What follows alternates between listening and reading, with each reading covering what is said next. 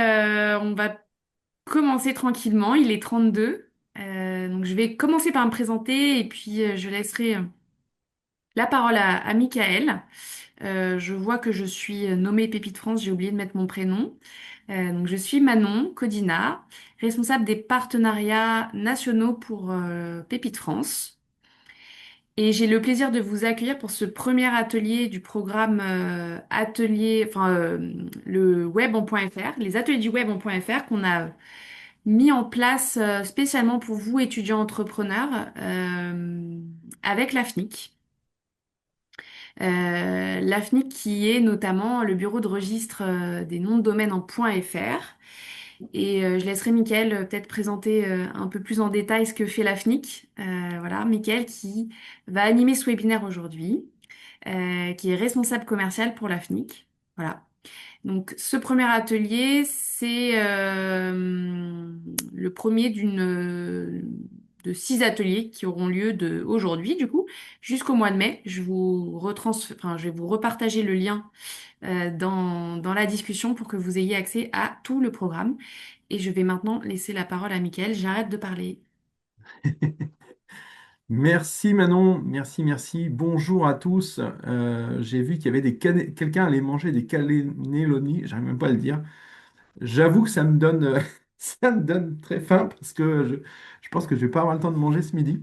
Enfin bref, je vous raconte ma vie, c'est pas le plus important. Je suis super content d'être avec vous aujourd'hui.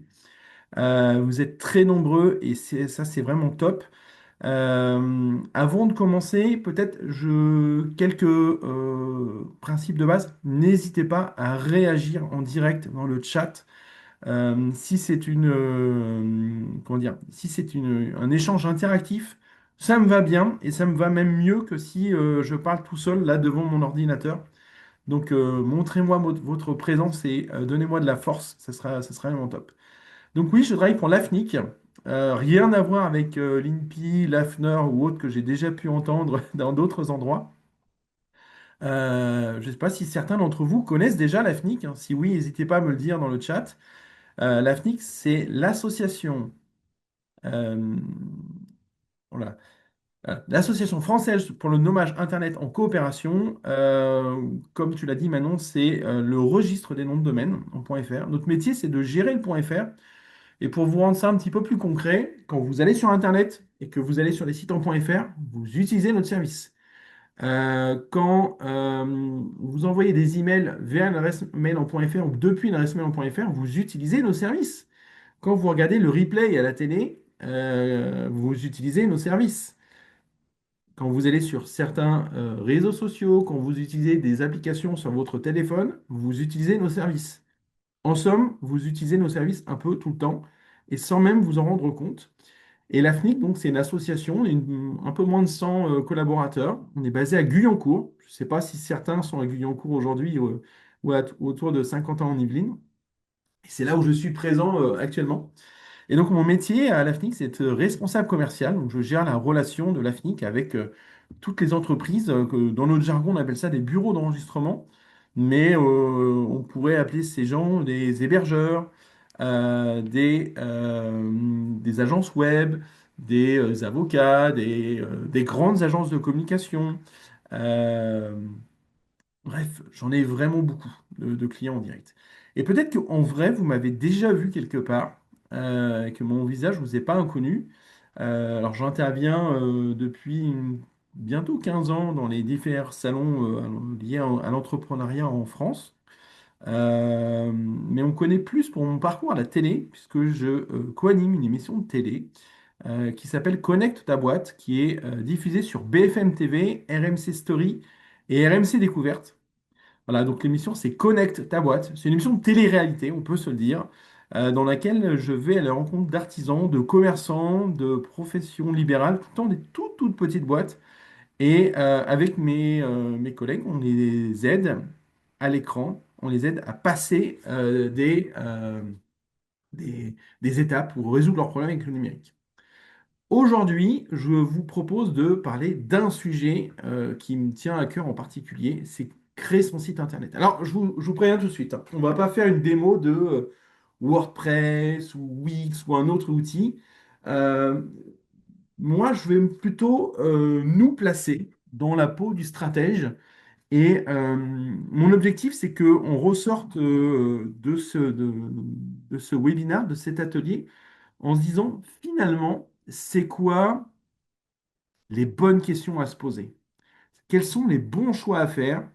Qu'est-ce que, qu'est-ce que je dois faire? Et pour faire ça, je vous propose de faire 5 étapes. Voilà. Alors, la première étape, c'est ma préférée parce que c'est la plus contre-intuitive. On est tous devant nos PC, voilà, j'ai même mon téléphone à côté. Voilà, j'ai 2 écrans, il n'est pas allumé, hein, je vous rassure, mais euh, et la première étape, c'est celle-là. Prenez une feuille et un crayon. Et c'est souvent, j'insiste sur la feuille et le crayon. Le crayon est pratique parce qu'on peut gommer. Mais j'insiste sur cette étape parce que le premier réflexe, c'est de prendre son téléphone, faire OK Google, dis Siri, comment faire un site internet? Désolé d'avoir déclenché vos téléphones, mais c'est vraiment pas le bon réflexe. La première chose à faire, c'est de l'introspection. Alors, vous n'avez pas besoin de faire de la méditation et autres, hein. Ça peut marcher, hein, mais c'est pas le propos. Là, le propos, c'est de travailler sur votre projet, sur pourquoi vous le faites. Euh, et, euh, et d'ailleurs, désolé Constant. Et d'ailleurs, la première vraie question, tiens, je vais m'intégrer à la présentation, comme ça sera encore mieux. Voilà. La première vraie question, elle est tout là-haut, là, hop, tout au-dessus de mon doigt, c'est quel est votre objectif? Si demain, admettons, vous faites appel à une agence, un webmaster, un freelance, qu'importe, quelqu'un qui fait le site internet à votre place, un professionnel, quelqu'un qui fait que ça, en théorie, la première question qu'il doit vous poser, c'est pourquoi vous voulez faire un site internet? Quel est votre objectif? Et certains vont me répondre, bah, je sais pas, moi, on m'a dit qu'il fallait faire un site internet pour ma boîte, pour mon projet, pour mon entreprise. Je fais un site parce qu'il faut faire un site, quoi, un site vitrine. Voilà. Je veux un petit site vitrine, hein, moi, je n'ai pas besoin de grand-chose. Bon, eh bien, toutes ces réponses, c'est l'assurance de se planter. Moi, ce que j'attends quand je pose ces questions à des entrepreneurs, ce que j'attends comme réponse, c'est, par exemple, je veux que mon site internet me rapporte 10 demandes de rendez-vous par semaine. Je veux que mon site internet me permette d'atteindre 40 000 euros de chiffre d'affaires en année 1. Je veux que mon site internet me rapporte une réservation par jour. Je veux recevoir, grâce à mon site internet, 5 demandes de devis par semaine. C'est ça, en fait, un bon objectif. On dit que c'est SMART, simple, mesurable, ambitieux, réaliste et limité dans le temps. Voilà. Une phrase. Je veux que mon site internet me rapporte 5 demandes de devis par semaine. Voilà. Simple, mesurable, ambitieux, réaliste, limité dans le temps. Ça, c'est vraiment le socle. Si vous n'avez pas ça, vous allez faire un site pour vous faire plaisir. J'appelle ça même pas un site vitrine, mais plutôt un site carte de visite. Et in fine, ça vous apportera rien. Maintenant que vous avez fixé votre objectif, l'étape 2, elle est importante. Souvent, les gens me disent, bah, en fait, le site internet, moi, je veux un petit site vitrine. Alors, je dis ça, ça c'est niette, ça servira à rien. Autant faire du business en direct. Euh, Si vous savez que votre site internet peut vous rapporter X milliers d'euros de chiffre d'affaires, X rendez-vous, réservation de devis, vous apporter telle base client, vous savez que ça va vous apporter donc du chiffre d'affaires, ça va vous apporter de la marge. Si ça vous rapporte quelque chose, que ça fonctionne, eh bien, vous pouvez réinvestir, vous pouvez investir une somme dans votre, j'ai pas envie de dire site internet, mais dans votre présence en ligne au global. Parce que si vous savez que quand vous investissez 1, ça vous rapporte 3, par exemple, eh bien, si vous investissez 100, vous savez que ça vous rapporte 300, etc. Donc, le fait d'utiliser son site, non pas comme une vitrine, mais comme un commercial, comme un vendeur qui va vous ramener du business, Ça change toute la mécanique. Voilà. Et le mot investir, il est important. On reparlera tout à l'heure de la différence entre les réseaux sociaux et le site Internet, mais un site Internet, c'est un investissement. Une présence sur les réseaux sociaux, c'est une dépense en publicité. Ce sont deux choses différentes. Donc, l'objectif, une fois que j'ai ça, je calcule combien je peux investir. Et puis le 3, qui est peut-être un point très essentiel, on le voit beaucoup en marketing, je vais décaler ma tête pour que vous puissiez bien voir, mais c'est de se dire, je ne fais pas un site, c'est la caméra qui se ressemble toute seule. Le site internet, je ne le fais pas pour parler de moi, je le fais pour m'adresser à ma cible, pour m'adresser à mes clients. Et ce qui va être le plus important, c'est de leur parler avec leurs mots. Et donc, j'ai besoin de comprendre quels sont leurs rêves, leurs problèmes, leurs objectifs, leurs besoins, ce qui les irrite, ce qui les freine, ce qui les agace, ce qui leur donne envie. Voilà, j'aimerais savoir comment avoir un summer body pour cet hiver. J'aimerais obtenir mon master sans travailler de l'année. J'aimerais obtenir le permis de conduire facilement. J'aimerais perdre 5 kilos. J'aimerais gagner plein d'argent. J'aimerais. C'est quoi les rêves? Quels sont les problèmes? J'aimerais me débarrasser de mes taupes dans mon jardin. J'aimerais trouver des idées pour la Saint-Valentin. J'aimerais. Voilà. Quels sont les rêves, les problèmes, les besoins, les envies? Et ça, vous l'écrivez sur vos feuilles. Et je vous spoil la suite tout de suite. Ce que vous allez écrire, ce pas vos mots. Ce sont les mots de vos clients, de vos prospects, des gens que vous ciblez vraiment. Ce sont vos mots-clés. Ce que vous êtes en train d'écrire là, ce sont les mots-clés que vous allez utiliser ensuite pour arriver bien classé sur ChatGPT et sur Google. Donc, vous voyez que toute cette étape, en fait, sur cette feuille, elle ne s'invente pas. Et c'est pas ChatGPT qui vous la donnera. C'est pas Google qui vous la donnera. C'est votre jus de cerveau, là. C'est votre connaissance de votre cible. Euh, donc voilà, franchement, si j'avais un conseil à vous donner, de tout ce qu'on va voir par la suite de l'atelier, bossez au maximum cette diapo-là. Tout ce que je viens de vous dire, c'est vraiment le plus important. Alors, vous avez vu un chat, hop, pardon, pour moi il est dans l'autre sens, mais pour vous il est par là. Vous avez vu un chat. Donc normalement c'est un GIF, donc il est animé, donc c'est un chat qui tourne les pages, c'est assez rigolo. Vous allez en voir beaucoup. Parce que j'ai assisté à une conférence sur les chats dans le marketing et il est prouvé que quand il y a un chat sur une slide, ça améliore très fortement la concentration des spectateurs et donc des auditeurs. Donc c'est pour ça que vous allez avoir des petites bébêtes sur mes slides. Ça marche très très fort. En plus, c'est assez rigolo. Voilà, voilà, ça c'était la première étape. Donc là, le chat, normalement, lèche le chien, ce qui est assez étrange. Mais il reflète plutôt bien la deuxième étape. Donc la deuxième étape, on n'est toujours pas sur son ordinateur. Je sais, c'est hyper frustrant, mais cette deuxième étape, c'est de changer son état d'esprit. Est-ce que vous pouvez me mettre dans le chat? On va faire un jeu très rigolo et j'espère que ça va vous sauter aux yeux. Est-ce que dans le chat, vous pouvez me dire, si je prends votre adresse mail, qu'est-ce que vous avez après le arrobase? Voilà. Par exemple, je sais pas moi. Voilà, Constant, il a compris, c'est parfait. Voilà, regardez. Ouais, il y a beaucoup de Gmail, Outlook, je le dis à voix haute parce que, il y en a certains qui nous écrivent à nous directement. Ah, d'accord. Yahoo. Ah, il y en a un Marion, elle a son propre nom de Non, non, domaine. non. Bon, on va arrêter le supplice maintenant. En tout cas, moi, je vous propose d'applaudir Google, parce que Google, c'est Gmail.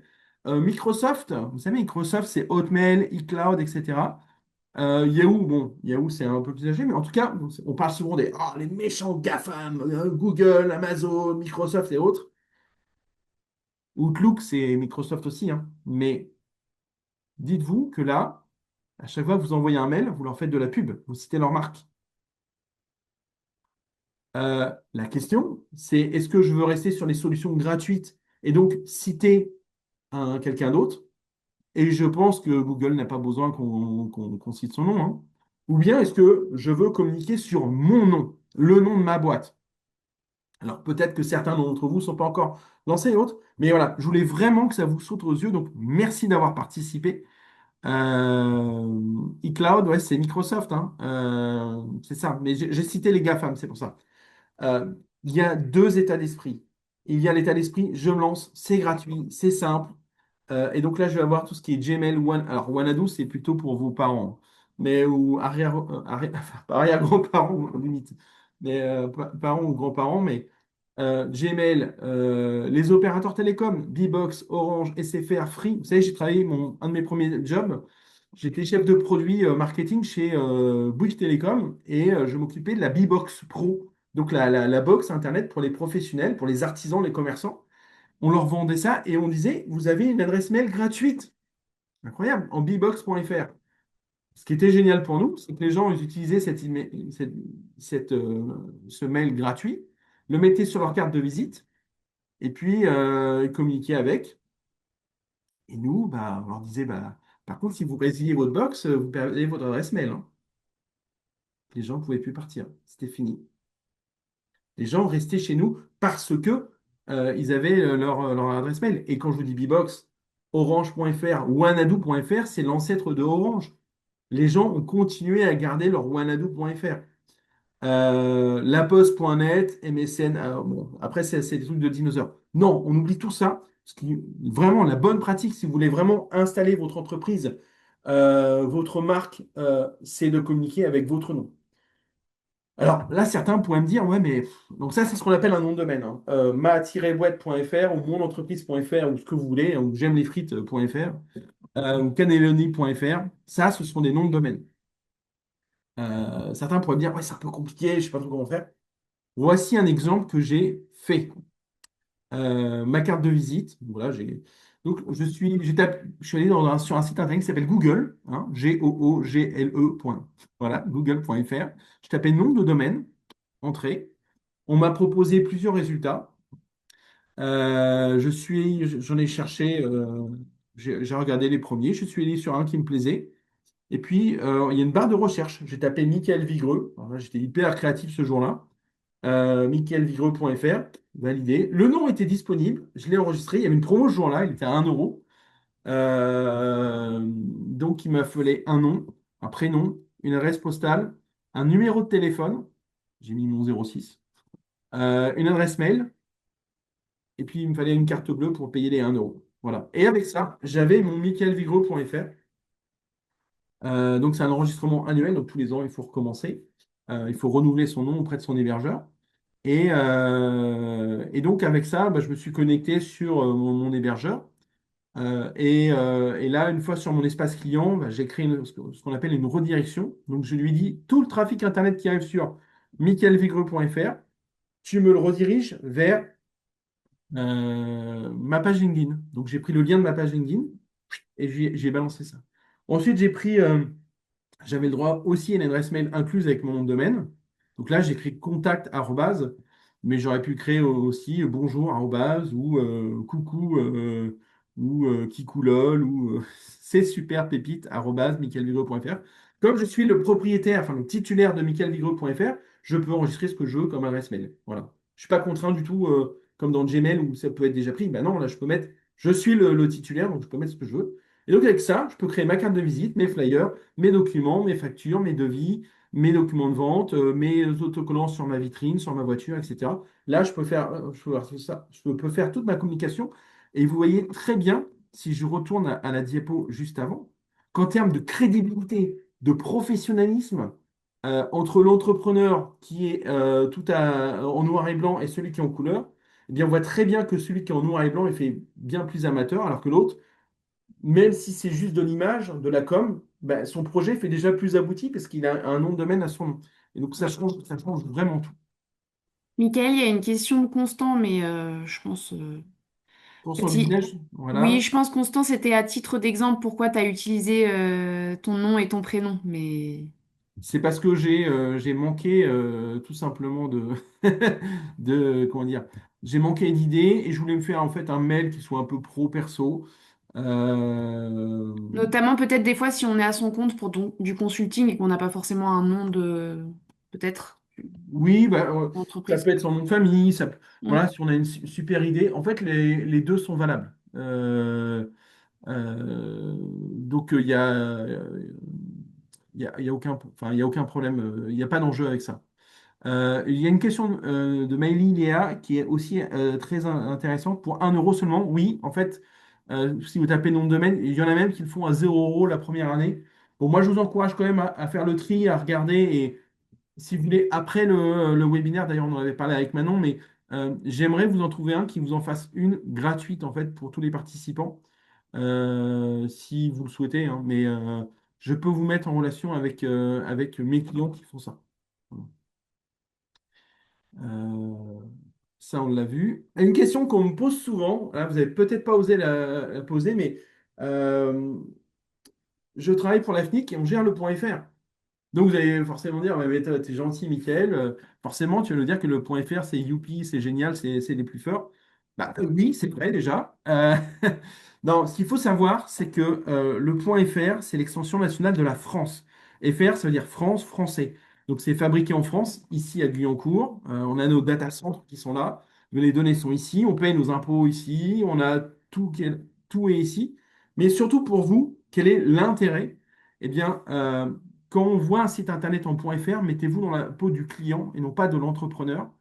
Euh, le client, il se dit, tiens, France, français, c'est forcément une boîte française qui doit... Encore une fois, c'est l'image. On n'a pas deux occasions de faire une bonne première impression. Euh, Vous allez tout de suite utiliser l'image de la France. Et on sait que c'est un bonus pour le SEO, mais également pour être cité dans l'IA. On commence à voir des choses émerger parce qu'on a un enjeu local. Puis d'autres vont me dire, bah oui, mais moi, en fait, je vais faire du business à l'international. Je vais vous citer une boîte qui s'appelle le Slip français. Guillaume Gibaud, c'est le fondateur du Slip français. C'est une de nos égéries. Et Guillaume nous expliquait que lui vendait ses slips en Chine avec son point .fr parce que vous comprenez, bah, le point .fr, c'est le luxe, le glamour, donc ça se vend bien à l'international. Bon, je ne vais pas aller trop dans le détail parce que sinon, ça serait un webinaire sur les noms de domaine. Je pourrais en parler toute une soirée, mais je préfère avancer. J'ai mes objectifs, j'ai tout écrit, j'ai mon nom de domaine. Maintenant, je vais choisir mon outil. En outil, Juste, il y vous a une petite mettez question qui me semble intéressante, Michael. .com, En gros, Maëlys dit on lui avait conseillé prendre les deux. ouais, de prendre les deux. Oui, oui, c'est ce qu'il faut faire. Merci pour cette précision. Euh, c'est vraiment la bonne idée. Idéalement, il faut les deux. Et si on devait même faire un coup marketing, on peut aller même certains feront du point Paris, ce qui est pas mal non plus, parce que si vous voulez faire l'international, du local, du français, point Paris, c'est compris par le monde entier. Ceux qui sont en Bretagne, il y a le point BZH qui marche très très fort. Les Alsaciens, vous avez le point Alsace, point Corsica pour la Corse. Tout ça, c'est des extensions qui marchent bien. Tout à l'heure, on parlait de la Réunion. La Réunion, c'est le point RE, hein. Ça marche très très bien aussi. Donc, il faut pas douter de tout ça. Est-ce qu'on peut avoir un chiffre dans son nom de domaine? Oui. Est-ce qu'on peut avoir un accent? Oui. Est-ce que c'est recommandé? Je dirais non. Moi, le test que je dirais, c'est le test radio. Imaginez, vous payez un spot radio. Si je vous dis retrouvez-moi sur 4x4.fr, je ne suis pas sûr que vous l'écriviez tous de la même façon. Est-ce que vous allez écrire en lettres, en chiffres? Voilà, posez-vous la question du test radio. Est-ce qu'on l'écrit tous de la même façon? Blablacar.fr, leboncoin.fr, ça passe le test parce qu'on l'écrit tous de la même façon. Pépite.fr, on sait que ça s'écrit de la même façon. Peut-être un sujet sur l'accent, mais ça marche. Je reprends le fil parce que le temps défile très très vite. Site internet ou réseaux sociaux? Ça, c'est une question qu'on pose très souvent aussi. Les deux, mon capitaine, ce sont deux éléments qui sont complémentaires et qui s'imbriquent vraiment très bien. Ils ont deux rôles différents. Un site internet, je vous l'ai dit tout à l'heure, c'était un investissement. C'est pas une dépense. C'est un investissement. Si c'est un investissement, ça veut dire que je dois avoir un retour. Ça doit me rapporter quelque chose. Pensez bien à l'objectif de tout à l'heure. Le site internet, j'en suis le propriétaire. Je suis chez moi. Je fais ce que je veux. L'image que je donne, souvent, c'est quand je clique sur votre site internet, j'ouvre la porte digitale de votre site internet et j'arrive chez vous. Et là, ce que je vois souvent sur les sites, qui me fait vraiment pleurer, c'est hey, retrouvez-nous sur TikTok, sur Insta, sur. franchement, vous imaginez votre commerçant dans votre rue, votre fleuriste, vous allez chez lui, il vous dit, non mais attends, tu peux me retrouver, il y a un Carrefour et un Leclerc, tu peux me retrouver là-bas également, mes produits sont vendus là-bas. Vas-y, vous connaissez un commerçant qui fait ça? Moi, je ne connais pas. Le seul sens, c'est du site internet, du réseau social vers le site internet. Donc voilà, le site internet, c'est vraiment votre boutique. Il peut être référencé. C'est une vision investissement long terme, durable. Je peux changer la forme, les couleurs, je peux changer le texte, j'en fais ce que je veux. C'est vraiment long terme. Quand je publie sur mon site, ça va être visible longtemps. Et un site internet, le numéro 6, c'est le plus important. Un site internet sert à convertir les visiteurs qui arrivent sur le site en clients. Il ne sert pas à remplir mon compte Insta. Le compte Insta, le compte TikTok, le compte ce que vous voulez, c'est de la dépense publicitaire. Je n'ai pas dit que c'était mal. Je dis juste que ça sert à amener du trafic sur le site. Regardez le numéro 6. Ça sert à émerger. On est sur le court terme, sur l'instantané. Ça peut servir à créer une communauté. Mais attention, quand vous êtes sur Instagram, vous êtes sur le site d'Instagram, vous dépendez des règles d'Instagram. Vous n'êtes pas chez vous. Voilà, ça c'est un rappel qui est important à mon sens. Avec quel outil je vais créer mon site internet? Quel logiciel? Euh, J'en connais plein. Vous en connaissez peut-être sans doute aussi, que je n'ai pas listé ici. Je vous ai mis deux exemples. Mais retenez bien ce qui est en rouge en dessous. Moi, j'aime tous les outils. J'en préfère certains. Mais le plus important, c'est que boîte auto ou boîte manuelle, qu'on soit tous d'accord, hein, l'essentiel, c'est d'avoir son permis de conduire. Eh bien, site généré par IA ou site que je fais moi-même, l'essentiel, c'est de savoir faire un site internet et l'essentiel, c'est de savoir faire du marketing.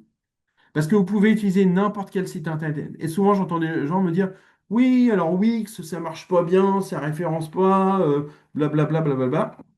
Attention, c'est juste que vous n'avez pas eu toute la réflexion en amont sur qui est votre cible, quel est votre objectif, etc., etc.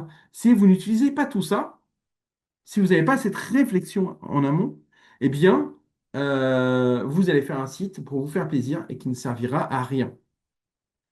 Et de l'autre côté, il y a ce qu'on appelle des CMS libres. Vous voyez, les WordPress des deux côtés, WordPress.com, outils tout en un. Donc, dans les outils tout en un, j'en ai mis Wix, mais il y a Squarespace, Yonos, Hostinger, enfin, il y en a plein d'autres. Et puis de l'autre côté, il y a les CMS libres. Donc, ce sont des logiciels libres qu'on peut installer gratuitement sur un hébergement. Je ne vais pas rentrer dans le détail, mais en- pour résumer, les outils tout en un, vous avez l'hébergement, le nom de domaine, vous avez tout qui est inclus. Vous n'avez pas vraiment de questions à vous poser.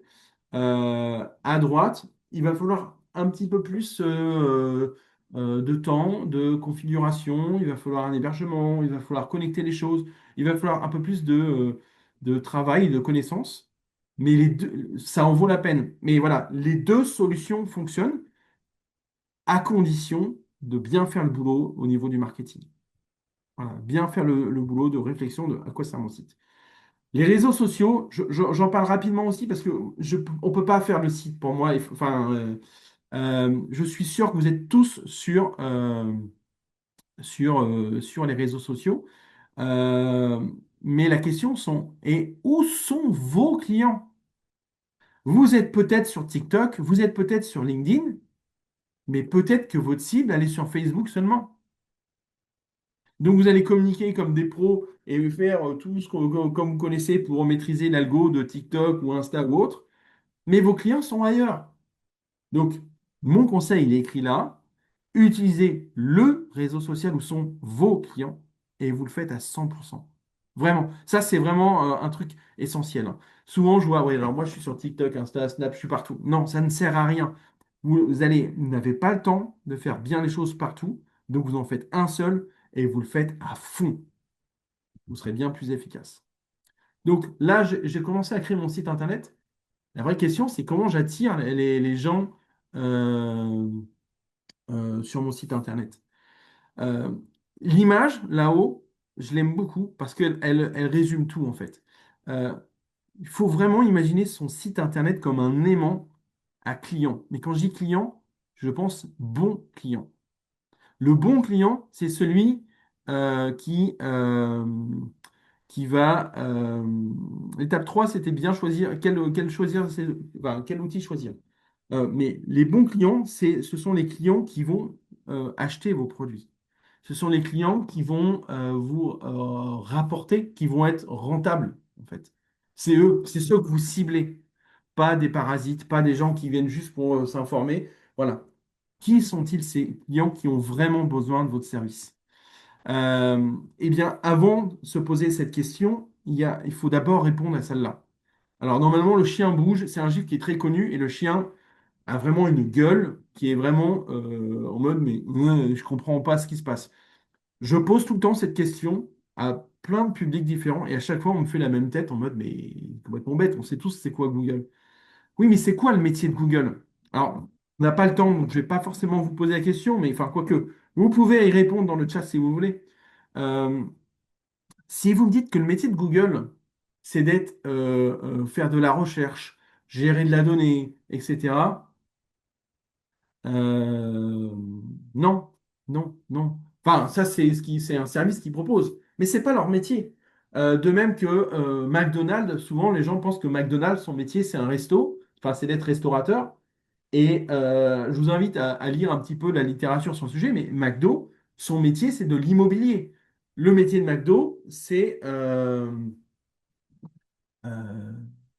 c'est de trouver les bons emplacements pour mettre ses restaurants.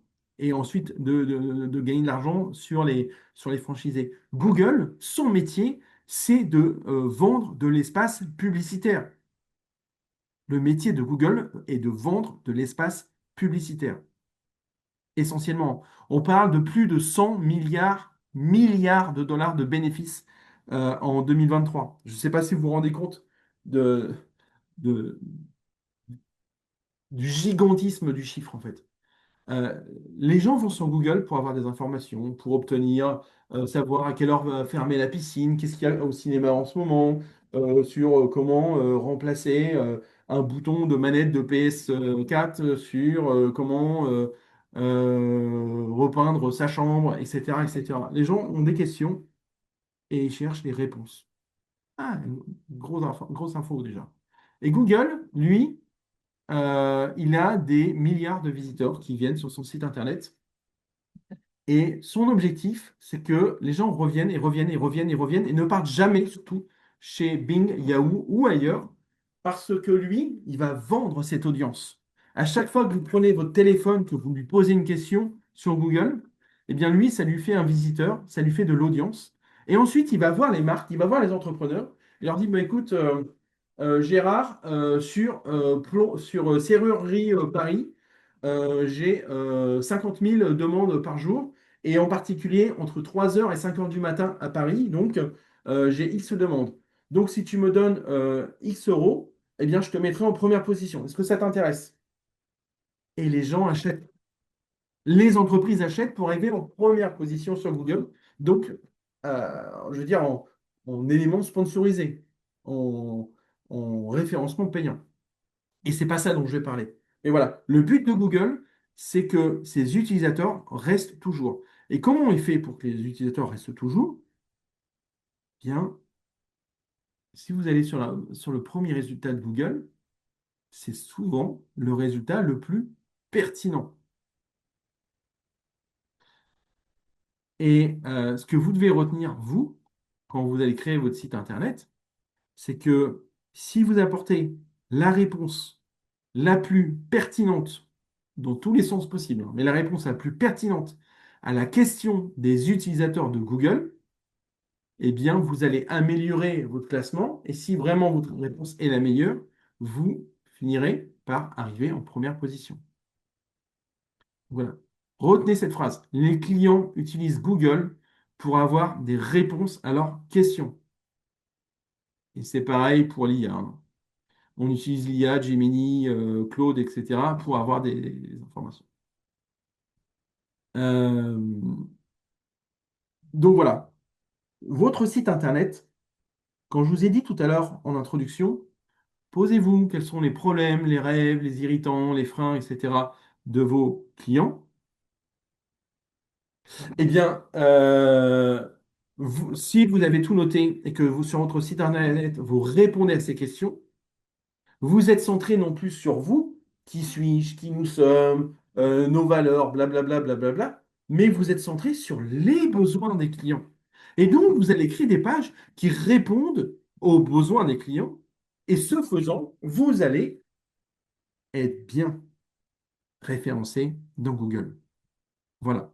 Il y a une question que j'ai vu passer tout à l'heure qui m'intéresse beaucoup de Marion et je regrette de ne pas y avoir répondu Il y a avant. plusieurs questions, ouais. Euh, Marion, c'est par rapport au point Wix, peut-être, oui. dans Alors, tout ce l'adresse qui est du gratuit, site. quand c'est gratuit, c'est que c'est vous le produit. Donc, niet. Voilà.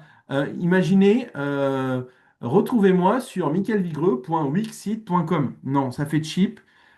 Et c'est pareil, on peut faire un lien direct avec cette slide. Est-ce que c'est pertinent? Est-ce que c'est sécurisé? Google, entre un site internet qui est fait gratuitement et un site internet premium, euh, Google va vraiment voir la différence aussi et aura tendance, parce que voilà, michaelvigreux.wixsite.com, ce qu'on appelle un sous-domaine. Alors qu'un nom de domaine, c'est bien michaelvigreux.fr ou bien tout simplement wixsite.com. Et à chaque fois que vous faites, c'est comme Gmail. Si vous avez Wix dans toutes vos adresses, vous faites de la pub pour Wix. Alors, j'ai les questions, je les balance. Est-ce que Yono, c'est un site de confiance? Je suis chez eux actuellement. C'est un très bon hébergeur. Ils sont allemands et ils parlent très bien français et ils ont plein d'employés en France et c'est les deuxièmes plus gros en France. Les sites internet générés par IA sont-ils sécurisés? Alors, je ne les connais pas tous parce que ça évolue vraiment très vite. Moi, ce que j'ai envie de... La réponse que je propose, c'est une bonne façon de commencer. Voilà, on génère, mais après, il faut le modeler de A à Z. On se l'approprie, on met les mains, on ouvre le capot, on met les mains dedans et on y va. Il faut vraiment le personnaliser parce que ça sent le fake quand même. Quel logiciel vous recommandez pour un site dédié à l'apprentissage des langues et e-commerce pour commercialiser des livres? Alors, si vous vendez des livres, pour moi, il faut aller sur du e-commerce. E-commerce, j'irai les trois choix principaux, soit WeezyShop, soit PrestaShop, soit WordPress avec une solution de e-commerce dedans, dont j'ai oublié le nom, mais ça va me revenir. Mais voilà, on peut faire du e-commerce avec du Wix, on peut faire du e-commerce avec le tout. C'est juste que les spécialistes du sujet, c'est WeezyShop, PrestaShop, voilà, tout ce qui est e-commerce. WeezyShop, PrestaShop et WordPress, on peut l'utiliser aussi. Euh, Isée, qu'est-ce que vous recommandez comme plateforme de paiement à mettre sur notre site? Alors, il y en a vraiment beaucoup. Ce qu'il faut retenir, c'est qu'il faut en mettre deux parce que si vous mettez que PayPal, par exemple, bah, il y a des gens qui n'utilisent pas de PayPal et ça va vraiment les agacer de devoir utiliser PayPal pour vous payer et ils vont peut-être partir. Donc, je pense que le minimum, c'est d'avoir un paiement carte bleue simple. On peut proposer un PayPal si vraiment on est fan. Donc, certains utilisent Stripe. Moi, j'aurais tendance quand même à vous pousser des solutions type Payplug, parce que Payplug, c'est français déjà. Vous pouvez communiquer avec eux, alors que j'ai déjà eu des e-commerçants qui ont été bloqués sur Stripe et sans avertissement. C'est-à-dire qu'ils bloquent tous les paiements, plus tous ceux que vous avez déjà reçus et que vous n'avez pas encaissés. Donc voilà, deux moyens de paiement. Faire sa boutique sur SumUp, est-ce que c'est une bonne idée ou pas? J'ai envie de dire ça dépend, mais vous allez me répondre ça dépend, ça dépasse. Moi, tout ce qui est plateforme, je suis pas hyper fan parce que vous risquez d'être coincé sur leur solution. Et imaginez, vous faites un site rapide là-dessus, ça commence à être connu, vous investissez du temps sur du contenu et autres, puis demain, dans 2 ans, votre entreprise se développe, et là, vous allez vous dire, bon, il faut qu'on refasse le site parce que ça ne va pas, il va falloir tout refaire, parce que le schéma SumUp ne va pas être reprenable directement sur, sur une autre solution. Je code mon site en React Symfony. Comment je peux gérer la sécurité si je stocke des données clients dessus? J'ai juste l'hébergement web sur Ionos. Je gère en SFTP. Alors pour ça, on est un peu plus avancé. Moi, ce que je propose, c'est plutôt là de demander à Yonos, parce que je ne connais pas les solutions de chacun. Voilà. Un avis sur Lovable. Lovable, je pense que c'est un bon outil, encore no code pour lancer son site en rapide. Maintenant, encore une fois, il faut se l'approprier et il ne faut pas juste se contenter du pré-mâché qu'on nous donne. Lovable, mais je pense Hostinger, je pense Yonos qui propose ça aussi. Amen fait ça aussi. Bon, il y en a vraiment plein qui font ça. J'en connais une trentaine. Donc, c'est bien, mais il faut continuer. J'avance, hein. Continuez à poser vos questions. J'ai ouvert également les questions-réponses chez moi. Euh, Quand j'ai commencé, avant d'être au marketing, j'étais commercial chez Bouygues Télécom. Je m'occupais de 40 boutiques. Et mon chef me disait tout le temps, Michael, pas vu, pas vendu. Et ça, je pense qu'on peut vraiment se l'appliquer sur le web. On peut faire le plus beau site du monde avec la meilleure expérience, des vidéos, de l'IA, tout ce que vous voulez. Si votre site n'est pas vu, il ne sera jamais vendu. Et d'ailleurs, il y a une blague. Alors, c'est une blague de boomer, mais je vous la fais quand même, c'est pas grave. Allez, répondez-moi dans le chat et sans tricher. Hein, vous ne demandez pas à ChatGPT et autres. Hein. Euh, je viens de voir WooCommerce. WooCommerce, c'est l'application WordPress pour le e-commerce dans le chat. Shopify, très bien aussi. Euh, je vous pose ma question, c'est une devinette. Imaginez, vous venez de tuer quelqu'un, voilà, c'est atroce, il y a le cadavre là, qui gît à côté de vous, là, il y a du sang partout. Quel est, et sans tricher, hein, jouez le jeu, quel est le meilleur endroit pour cacher le cadavre? La police arrive dans 1 heure. Vite, où est-ce que je cache ce cadavre? Alors, option congélo, à la verticale, ok. Sous la terrasse. Ah, il y en a qui ont essayé, ils ont eu des problèmes. Dans le jardin, sous le lit, dans l'armoire de Léoport, pourquoi pas, dans le grenier. Ah, vous êtes créatif, c'est bien. Le cimetière, ok. Bon, essayez de faire un lien avec ce qu'on est en de voir, parce que sinon, ça ne marche pas. Le lac le plus proche. Bon, moi, je vous donne la réponse. Comme ça, vous pourrez la raconter à vos amis. Le meilleur endroit pour cacher un cadavre, c'est en deuxième page de Google. Personne ne le retrouvera jamais. Et quand vous comprenez la blague, vous comprenez ce qu'on attend de vous. Si vous êtes en deuxième page, on ne vous trouvera jamais. Voilà. Donc, comment faire pour arriver en première page? Vous avez là les 3 piliers du référencement naturel. Je pourrais vous faire des dizaines d'ateliers sur le sujet. Mais la base, voilà, comment on fait pour arriver à être en première page? Il vous faut du contenu. Pas de bras, pas de chocolat, vous la connaissez. Bon, bah là, c'est pareil. Vos clients attendent des réponses à leurs questions. Si sur votre site, vous ne parlez pas de leurs problèmes et que vous n'apportez pas de solution, eh bien, vous ne serez jamais dessus. La popularité, c'est combien de fois on parle de vous. Et ça, c'est encore plus vrai pour ChatGPT, Gemini et les IA en général. Hein. C'est encore plus vrai. Donc, plus on vous cite, mieux c'est. Oui, le deuxième atelier parlera du sujet, donc je ne vais pas rentrer trop dans les détails, mais je vous le pitch pour vous donner envie de venir. Et la technique, eh bien, si vous avez un site qui est tout cassé, qui est plein de virus et qui met 3 plombes à charger, ça va énerver les visiteurs, ils vont partir. Et comme Google ne veut pas envoyer ses visiteurs vers des sites pourris, eh bien, tout simplement, il ne va pas vous mettre en première place. Voilà.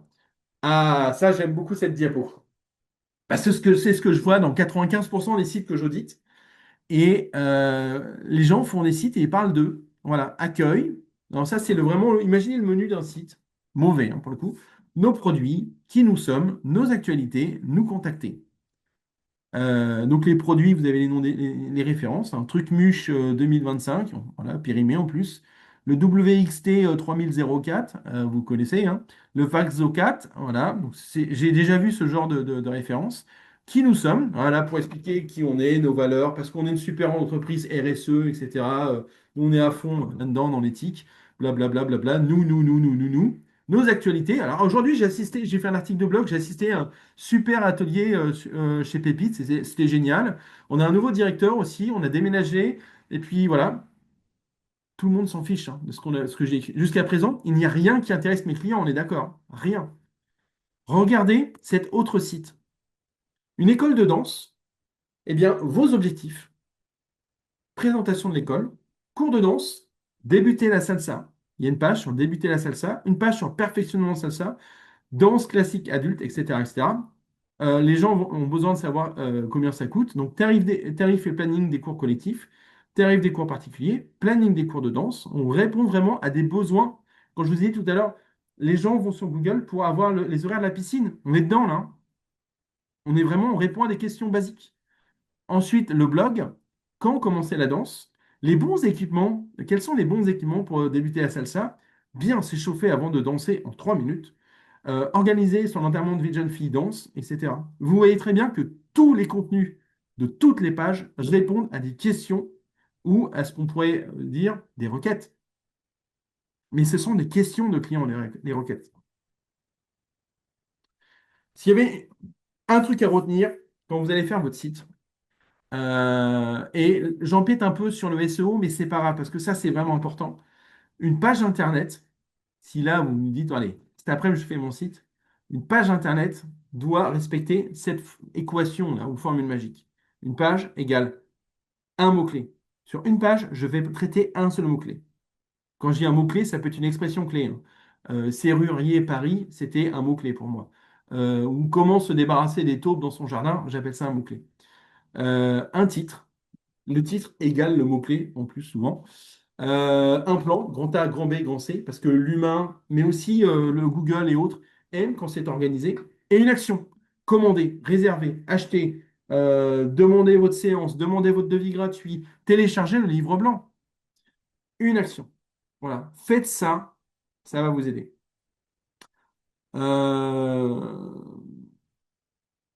une page type, il faut l'imaginer comme un CV ou un flyer. Vous envoyez vos CV là pour avoir vos stages, vos apprentissages ou pour avoir un premier job. Eh bien, l'accroche doit être vraiment percutante. En une ligne, on doit savoir de quoi il en retourne. Si l'accroche est mauvaise, si c'est pas sexy, si ça donne pas envie, eh bien, on n'ira pas plus loin. On n'ira pas plus loin. J'enchaîne et puis je prendrai les questions à la fin, mais continue à bombarder. Cette diapo, elle est moche, je l'assume, mais elle résume beaucoup de choses. Donc, euh, c'est une pause que je vous propose. Donc, au début, on a commencé par réfléchir à son projet. Quels sont mes objectifs de vente, qu'est-ce que je veux atteindre, combien je peux investir, combien je peux mettre dans la balance, qui sont mes clients, et c'est peut-être une des questions les plus importantes. Voilà, qui sont mes clients, quels sont leurs besoins, quels objectifs ils veulent atteindre, de quoi ils veulent se débarrasser, etc., etc. Une fois que j'ai fait ça, je fais mon site internet. Sur mon site internet, Google aime le poisson frais, vous voyez. Donc, il faut proposer régulièrement du nouveau contenu. Moi, ce que je vous conseille, c'est de faire un blog. Parce que sur le blog, vous allez pouvoir régulièrement poster du contenu. Mais quand je dis du contenu, c'est pour moi un contenu égale une réponse à une question d'un client. Comment se chauffer pour la danse? Quel équipement pour la danse? Comment organiser son enterrement de jeune fille, pole dance, etc. On peut inventer n'importe quoi. Hop, chaque semaine, je vais sur mon site internet, je publie un article. Je le publie sur mon site internet. Bon, voilà, il est publié. Eh bien, je prends le lien et je balance sur le réseau social où sont mes clients. Je balance, je me débrouille pour avoir un lien vers la page de mon blog. Et mon blog étant organisé également avec cette règle d'heure où à la fin, j'ai une action, réserver, commander, acheter, etc. Donc toutes les pages sont faites pour vendre, même les articles de blog. Et puis à la fin du mois, comme j'ai fait 4 semaines, donc 4 articles de blog, ça me fait, avec 4 articles, je peux faire une newsletter.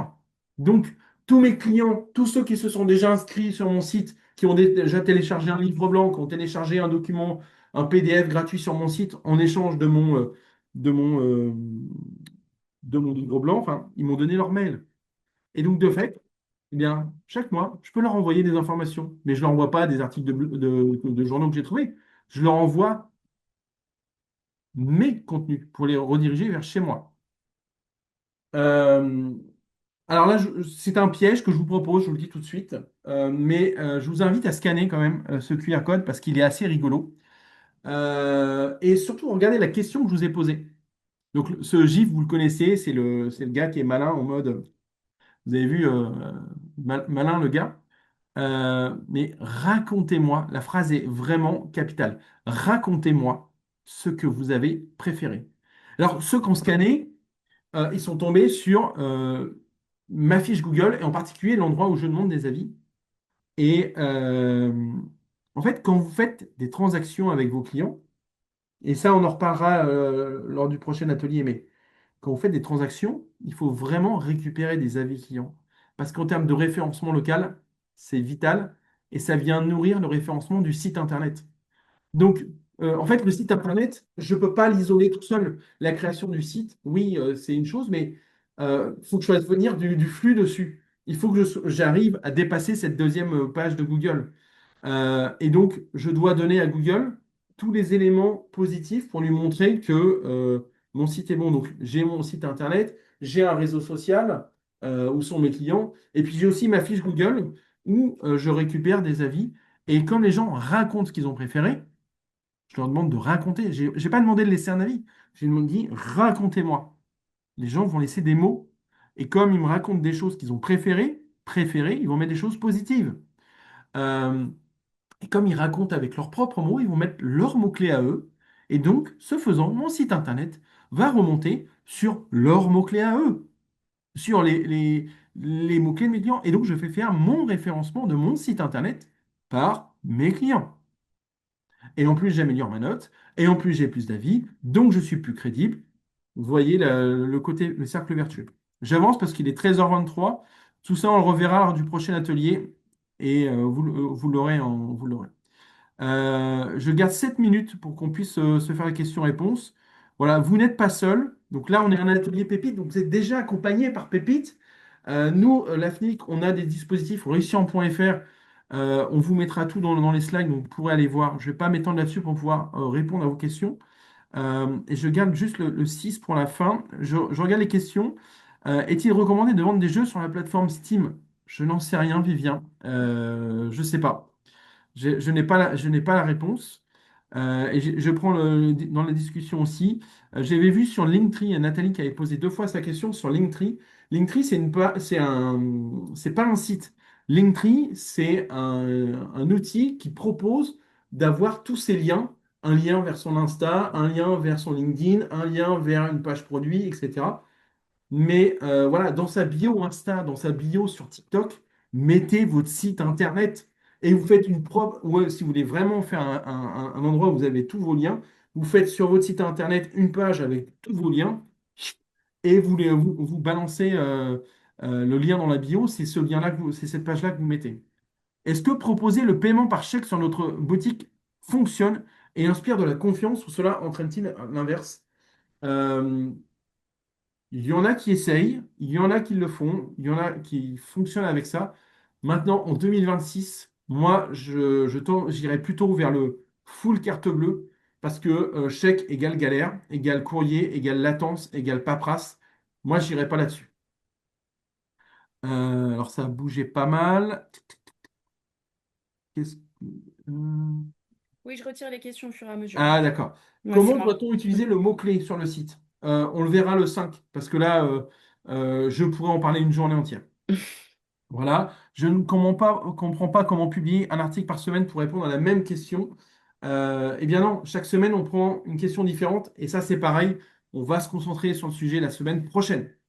Nathan est chez LWS, LWS qui est basé dans les Vosges. Donc, c'est mes amis des Vosges avec pour mon site JW en HTML, bravo, JavaScript avec l'aide d'une IA, top. Point 1, le mot de passe. Non, j'ai pas ce type de ressources, Nathan. Je suis désolé, je ne sais pas. Voilà, je préfère dire quand je ne sais pas. Lucille, pour un site d'artiste, pour vendre ses albums et mettre en avant, je n'ai pas la question, Lucille. Pour un site d'artiste, on peut utiliser n'importe quoi pour vendre ses albums. N'importe quel outil, je veux dire. Que pensez-vous des tunnels de vente? C'est indispensable, Ryan. Tunnel de vente. Donc pour expliquer à tout le monde, tunnel de vente, c'est En gros, comment partir de la page d'accueil et toutes les pages intermédiaires pour arriver à la dernière page où le client met son code de carte bleue et valide. Euh, et c'est indispensable de le faire voilà, proprement. Mais je ne peux pas y répondre en 30 secondes là, c'est impossible. Vous Michael, savez, juste pardon, dans le chat, il y a d'autres questions avant les prochaines. parce qu'en fait, comme ça bouge, je Oui, ne les ça vois bouge tout le temps. plus. Je ne les vois plus. Alors, les sites internet générés par IA sont-ils sécurisés? J'ai déjà répondu. Ah, est-ce qu'ils sont sécurisés? Non, j'ai déjà répondu à cette question. En fait, c'est juste qu'il faut se les approprier, il faut les prendre en main. Langue et e-commerce, c'est déjà répondu. Euh, Comment peut-on vendre un fichier Excel? Euh, Il y a plein de façons différentes de vendre un fichier Excel. Je suis désolé, c'est frustrant, mais je préfère avancer très vite. À quel moment on doit créer un site internet? Je souhaite créer un site internet vitrine pour présenter mon projet. Je connais mes clients un à un. Pour moi, euh, le plus tôt est le meilleur pour créer son site internet. Parce que le temps de référencer son site, le temps d'émerger, euh, il y a de la latence en fait. Il ne faut pas attendre la dernière minute. Il vaut mieux le créer en amont. De toute façon, s'il n'y a pas de publicité ni rien, il n'y aura pas de spoil. La concurrence ne verra pas forcément. Mais ça peut être aussi une opportunité de tester des choses. Et on parlait de tunnel de vente, ça peut être une opportunité de tester son site avant de faire le grand projet, de faire la communication en général. Donc, à quel moment? Le plus tôt possible. Moi, vraiment, le site internet, c'est un investissement, c'est du long terme, c'est un diesel, le site internet. Donc, il faut vraiment l'alimenter tôt parce que ça prend du temps. Et voilà. Et attention, je disais tout à l'heure, vous ne m'avez pas repris là-dessus, un site internet, je vous ai dit, c'est un commercial, et je vais aller plus loin, c'est un commercial qui bosse pour vous 24 heures sur 24, 7 jours sur 7. Il n'y a pas de jour férié, il n'y a pas de congé payé, il n'y a pas d'arrêt maladie, il n'y a pas de grève. Il bosse tout le temps, votre commercial. Mais c'est vous le patron du commercial. C'est vous qui allez lui donner des arguments. C'est vous qui allez l'alimenter. Et un point qui est essentiel, c'est que vous soyez consultant, artisan, commerçant, une association, vous pouvez vendre en ligne.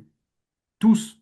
Des demandes de rendez-vous, des demandes de devis, des demandes pour s'inscrire à votre base client. Voilà, il faut vraiment considérer votre site non pas comme une vitrine, mais comme un commercial. L'état d'esprit est fondamental. Sinon, votre site internet ne va servir qu'à vous faire plaisir, pour pas dire à rien. Il y a d'autres questions sur le côté. Je les reprends en un. J'ai remarqué qu'il y a beaucoup de sites où on peut réserver un nom de domaine. Est-ce qu'en réservant sur un seul site, c'est plié où il y a un risque? Est-ce qu'il y a des sites que je recommande pour réserver son site, son nom de domaine? Alors oui, il y a réussir.fr. Dessus, on a créé un label. Le label s'appelle Je passe au numérique. Et donc le label Je passe au numérique, on a labellisé, nous, la FNIC, on est quand même l'autorité des noms de domaine, hein. C'est du service public. On est privé, mais on fait du service public. Et donc là-dessus, vous pouvez y aller les yeux fermés. J'ai déjà Mm. commencé à développer ma page vitrine. Est-ce que je continue à développer le blog en dur? Je fais un lien avec du WordPress. Gassen, il faut faire le blog dans le site internet. Il faut que ça soit sous le même nom de domaine pour que le référencement se fasse bien au niveau du nom de domaine. On en reparlera la prochaine fois. Pour une MVP d'un site web, application d'accompagnement, est-ce qu'il faut absolument réserver le nom de domaine? Euh, j'ai pas tout compris, Agilès, je ne vais pas raconter de bêtises. Mm. Euh, Et on a une question un peu pour clôturer. Il est 13h31. De Constant, finalement, qu'est-ce qu'on doit retenir aujourd'hui? Quel est le plus important à retenir? Ça, c'est une question de pro. Merci, Constant. Euh, Vraiment, débutez par euh, écrire quel est votre objectif. Il faut que ce soit une seule phrase. Une seule phrase. Quel est mon objectif? Pourquoi je veux faire un site internet? Si vous me dites c'est un site vitrine, ça ne marche pas. Voilà. Imaginez que vous avez un commercial en face de vous, vous recrutez votre commercial, votre site internet, c'est donc votre commercial, et vous lui dites, bon bah, je te recrute pour que tu m'obtiennes ça. Si vous avez écrit cette phrase, vous allez changer la donne. Et peut-être que demain, vous allez sur Internet, vous allez me trouver un freelance et vous allez le recruter, vous allez lui dire, cher freelance, je veux que tu m'obtiennes ça. Si vous avez fait ça, vous avez fait l'essentiel du travail. Merci beaucoup. Alors, je suis désolée, j'ai un petit problème de caméra, donc je pourrais pas me réafficher pour vous dire au revoir. Merci beaucoup à tous pour votre participation. J'espère que vous avez appris des choses. Et on vous donne rendez-vous le 5 mars justement pour toutes les questions liées au référencement. N'hésitez pas à vous inscrire, je vous ai remis le lien. Et pour rappel, le replay et le support vous seront envoyés dans les prochains jours. Ne vous inquiétez pas si vous avez loupé des petites choses. Bon appétit à tous si vous avez le temps de manger. Merci Michael, à très vite. À très vite. Et Et peut-être juste une oui, toute dernière chose, Manon. oui, Michaelvigreux.fr, ça mène bien vers mon LinkedIn. Vous pouvez vraiment vous connecter à moi. Et contact@michaelvigreux.fr, c'est vraiment mon mail perso. Si vous avez des questions, allez-y. super, merci beaucoup Michael. À très vite, au revoir. Salut à tous!